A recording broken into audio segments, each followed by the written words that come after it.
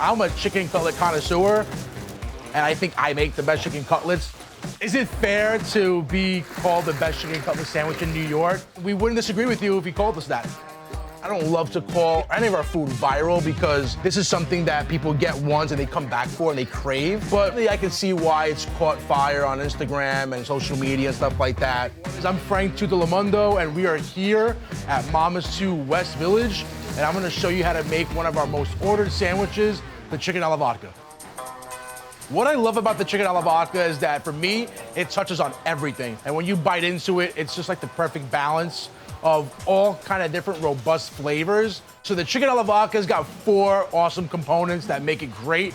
That's gonna be our juicy fried chicken cutlets that are nice and crispy. We have our vodka sauce, we have our awesome pesto, and our house-made semolina bread. All of it's really good and it makes for that perfect sandwich.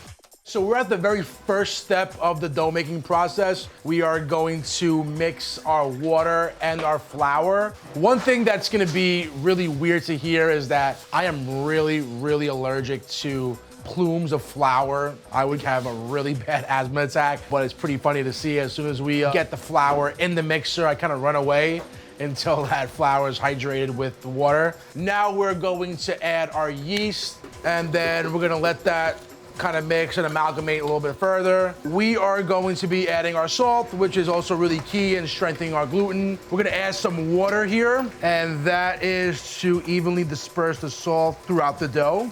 We're coming toward the tail end of the mix, and then we're gonna add our olive oil in. Come closer, guys. You hear the dough slapping? That's when you know the dough is done. We are gonna load up this hopper with a bunch of our dough that has been bulked and proofed. We're using a dough divider here, which simply because we mix large batches of dough and we wanna make everyone's job easier, so this machine definitely does that for us. So here we go, we're gonna start shaping. I wanna come down, I'm gonna come over, I'm gonna seal one side, I'm gonna come around, I'm gonna seal the other. I'm gonna tighten this bad boy up. Right now we have our loaf shape for the final shaping, and then we put some sesame seeds on. So the scoring is allowed to have ears on the bread and allow it to expand and really get that texture we're looking for and give it that good oven spring once we load it into the oven. And then we're gonna bake them off, and it's gonna come out nice and golden, like just the way you love it. Our first batch is ready right here, and this is the awesome end result that we love. We're gonna try and not burn our hands opening up this bread, and we're gonna make a bunch of chicken alla vodkas for you. All right, so the next step here is one of the most essential parts of the sandwich, and it's going to be our chicken. And I'm something of a chicken cutlet connoisseur.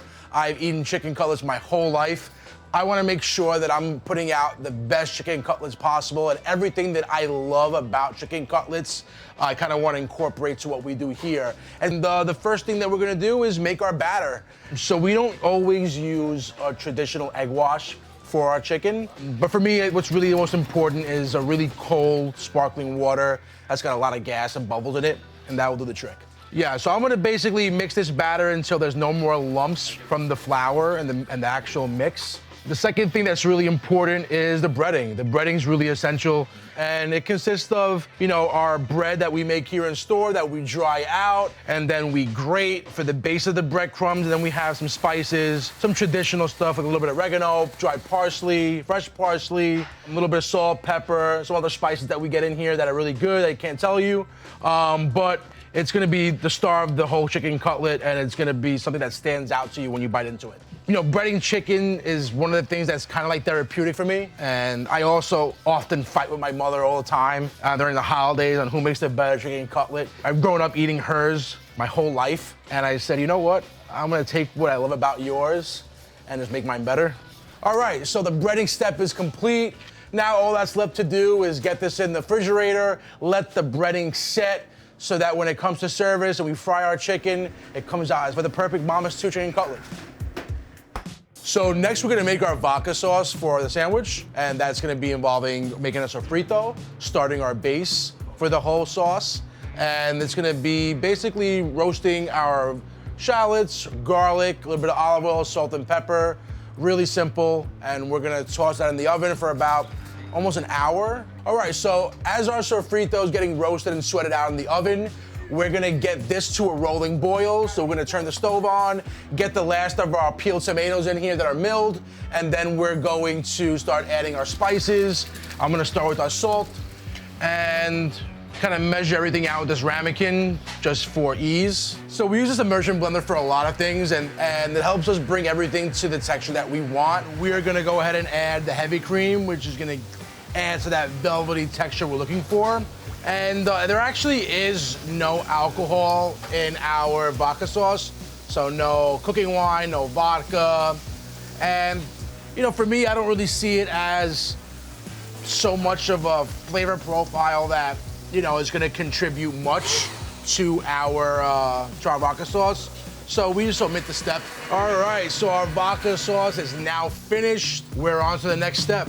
All right, so we're gonna start the process of making our pesto, which is the key ingredient and the key sauce for our chicken alla vodka sandwich. It's gonna start with, like I said, really great basil, some shallots, some garlic, some Parmigiano Reggiano, Pecorino Romano, and a little bit of olive oil, and we're gonna blend it up and get it going. So while I'm blending this, I'm gonna add some olive oil a little bit at a time, just as you would when you make it in your food processor or any of your home equipment, or even your immersion blender you have at home. All right, so we're done with the pesto. We've got the texture and the consistency of what we're looking for, and we're ready to go on to the next step. All right, pal, so we have our chicken over here that we've let set in the refrigerator for the past 3 hours, and we're ready to fry some up. Let's do it. I think one of the most important parts of any sandwich, including the chicken alla vodka that we make here, is going to be the layering of each of the components in the sandwich and then allowing each one of those ingredients to really shine. I went through countless amount of times, you know, going through the order in which I put the ingredients, and I feel like this is the best way for us, and here's how it goes. So we're gonna go ahead and put our vodka sauce, and we're gonna ladle it over the top pretty liberally, and we're gonna make sure we coat the top of the sandwich. We don't want it to drown in vodka sauce, but I do want to make sure the vodka sauce really permeates and gets all the way to the bottom of the sandwich, which is what I'm doing right now. I'm opening the bread up. I'm gonna put a little bit more vodka sauce over the top once again. And then our next step, we're gonna go ahead and put our burrata. And I love this burrata. I get it out from Jersey. And what I'd like to do is make sure that we spread it over the entire sandwich. And it just gives you that cold cheese effect where you got hot chicken cutlets, hot vodka sauce, then you have that like soothing burrata and the pesto over the top. It just gives you a different experience when you bite into the sandwich. All right, now we're gonna cut these sandwiches up. The last step here is going to be our pesto, and I love to tell our staff, hey, you know what? Think of doing 2 M's over each half of the sandwich. So 1 M for each half, 2 M's total. Mom is 2. Yeah, it works. This sandwich is craveable. Everything that we do here is really craveable. It's really well balanced, and we pride ourselves on that. And that's it, pal.